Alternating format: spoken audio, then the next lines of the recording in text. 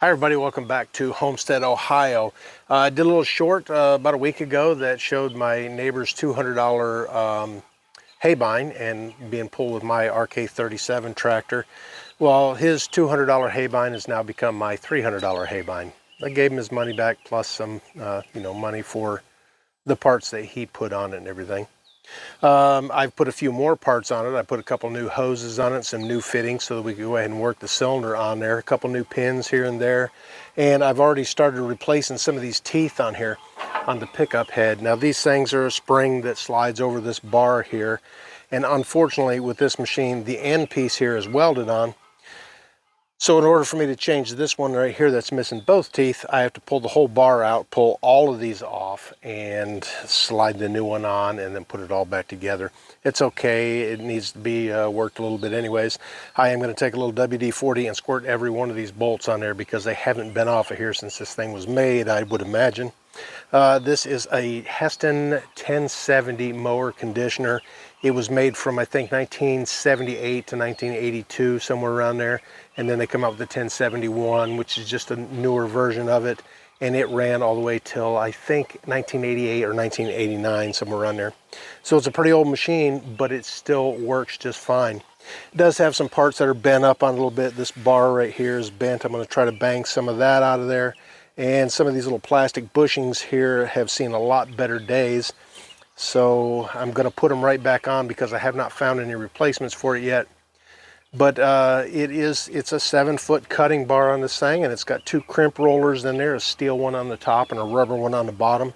Only got about a 1/16 of an inch gap in between them. So it takes that hay, this pickup head here, brings it into the knives, and then slings it up into those rollers there, and those kind of crush it or condition it and crimp it so that the stalks will break open and it'll dry out a little bit quicker. I've already replaced, I think, 12 of the teeth on the cutting bar there. Some of them didn't really need replacing, but I bought a 10-pack of the blades, and I thought, let's go ahead and take the worst ones off and go ahead and change those out. And then I changed the end ones on there that are 1.5 teeth on their cutting knives on there, because the old ones were a single solid one and then a half blade on there. And this actually doubles the cutting on the end piece there anyways, because the half blade is sharp on the back side too, so it cuts both ways there.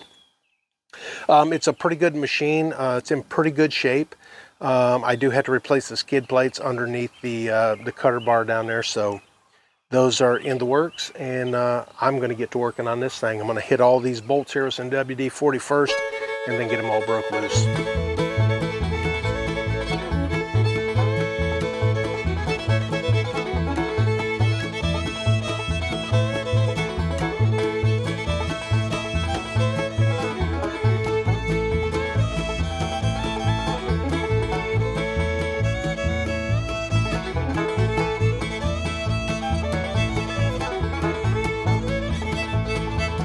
All right, the easiest way I've found to do this is the little bolts that hold the little plastic bushings in place. I take those out first, then take all the bolts holding these tines off of there next, and then take all the bolts from the little bushing holder, whatever you want to call it, those little flanges off of there. And now I can take this bar completely out. But I just kind of leave it sitting there a little bit because it's a good place to hold it while I pull all of these off the ends there. So to get the plastic bushing off, get that carrier off of there, and then I've got all of these, and I've just been hanging them right here, the ones I'm going to reuse, because some of them, even though they're pretty rusty, they are still functional.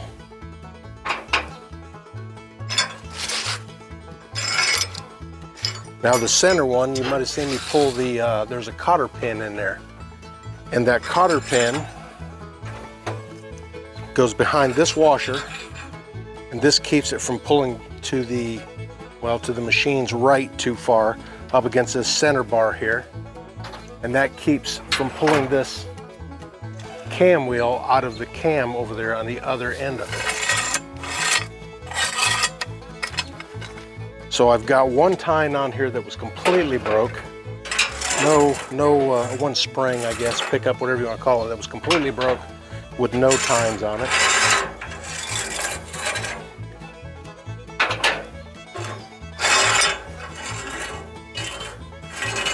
That's that one right there.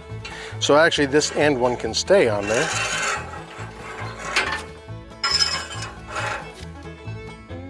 And that's the bad one there. Now I'm going to take this out of the way for now, because I'm going to get to working on this with a hammer and see if I can't get it straightened out a little bit.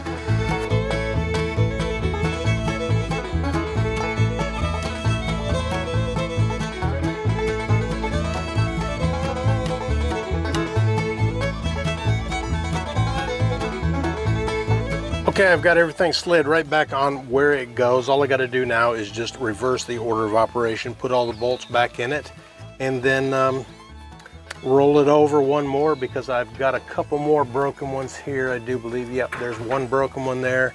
And what I will probably do is I replaced only the ones that were broken so far, and when I get to the last bar there, I'll replace the broken one. And then any of the ones that I've got that are still old, I'll probably go ahead and replace those. Eventually, I'll go ahead and replace all of them on there. These are not super expensive, but there are 1, 2, 3, 4, 5, 6, 7, 8, 9, 10, 11 of them on there. So there's 44 on this whole thing there.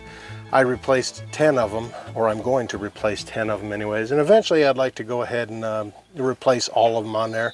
Eventually I'd like to sandblast this thing and maybe put a coat of paint on it, because there are some pretty rusty areas on here, and although some of this metal on here is pretty heavy duty stuff, eventually it will rust through, and the only thing that's going to stop that is to get that rust out of there and cover it with something to prevent oxygen and moisture from getting there and causing it to rust away even more.